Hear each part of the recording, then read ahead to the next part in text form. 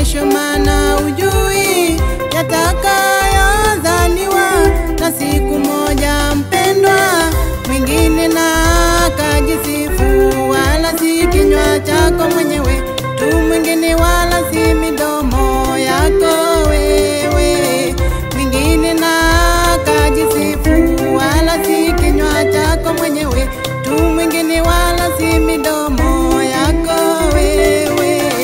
Ghadhabu ni kali, hasira ni gharika, lakini ni nani awezaye kusimama mbele ya wivu? Ghadhabu ni kali, hasira ni gharika, lakini ni nani awezaye kusimama mbele ya wivu?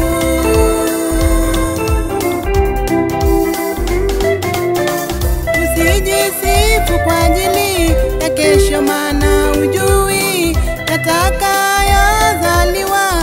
Na siku moja mpendwa, usijisifu kwa ajili ya kesho, maana ujui yatakayozaliwa.